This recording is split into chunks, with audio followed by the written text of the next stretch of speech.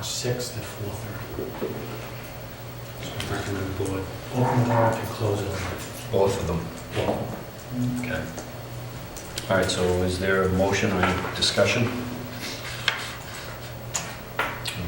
I'll make a motion to open the annual and special town meeting warrants immediately and close them on Friday, March 6th at 4:30 PM. Okay. Is there a second to that? Second. Okay, we have a motion made, seconded by Mr. Panelitis. All those in favor, please signify by saying aye. Aye. Any opposed? Chair votes aye as well. The next item asks the board to approve the invoices for town council Kevin Fairley, totaling $5,057.50. Okay, and that's very good. For the month of December? Yeah. Okay. Is there a motion? So moved, Chairman. Second. Second. Motion made by Mr. Gay, seconded by Mr. Panelitis. All those in favor, please signify by saying aye. Aye. Any opposed?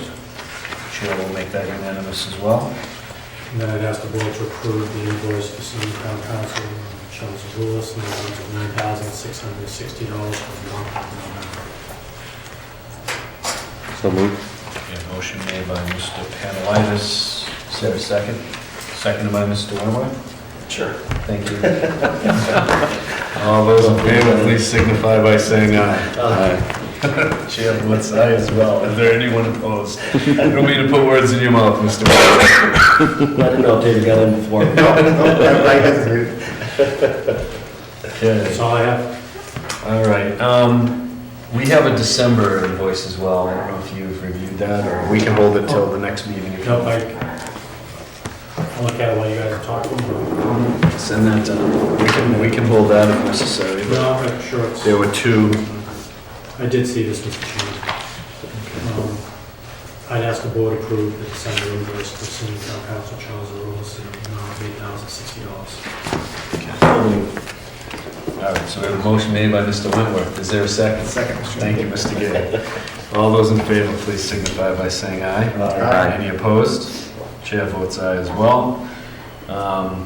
Anything else, Mr. Montori? That's all I have, thank you. Okay, so moving along. We had on our agenda minutes from January 10 and minutes from January 13. I understand in talking to our clerk that we're going to hold on those until our next meeting. Yes, next Tuesday we should be all set with those. So we meet again on the 10th of February, because this meeting this evening, it was originally intended just to be for the budget presentation. We got snowed out last Tuesday. We'll begin our next meeting at 6 p.m. with 3 interviews for potential appointees to various committees. And then, as has become our sort of pattern, we'll begin the business portion of our meeting at 7 p.m. So the last item we have to discuss, the subject area of board member reports. Let me ask Mr. Gay to lead us off tonight. Thank you, Mr. Chairman. Just 2 items.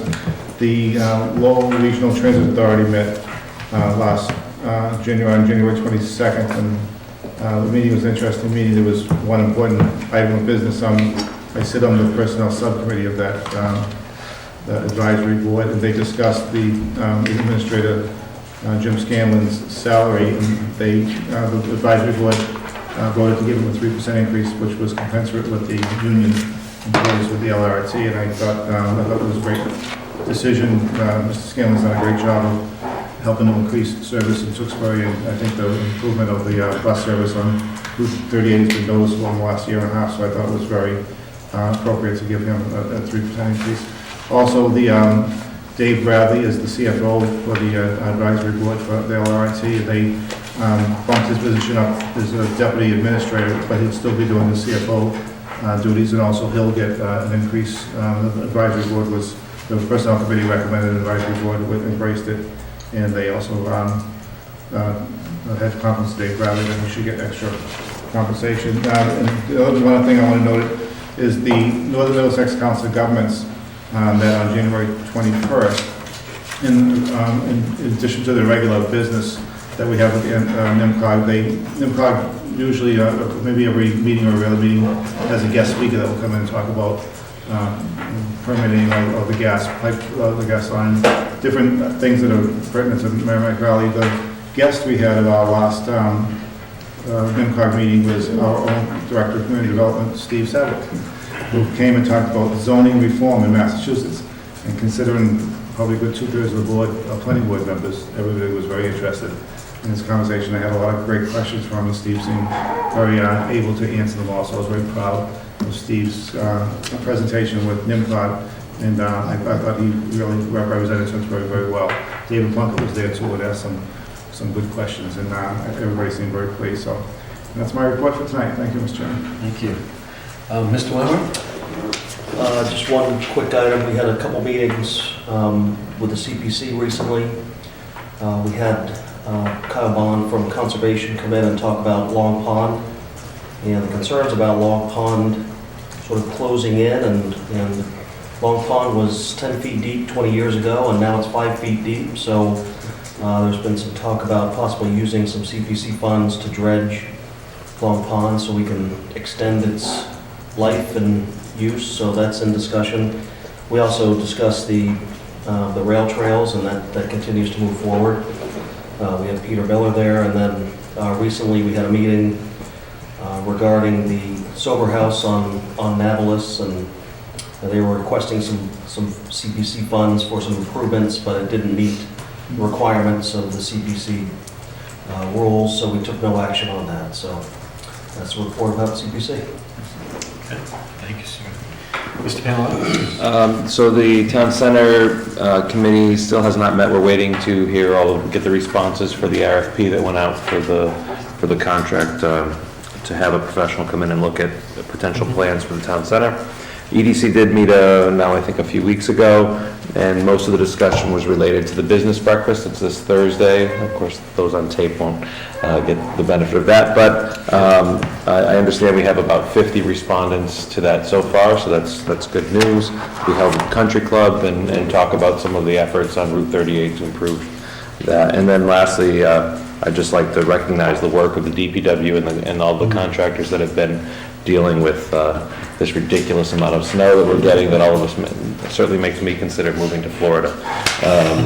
But other than that, that's all I have, Mr. Chairman. All right, thank you. And I was going to make comment to that effect as well, moving to Florida included. But I know that there's always a few who have issues and concerns about the quality of plowing on their streets or in general, but in these extraordinary circumstances, I think our team did an extraordinary job. And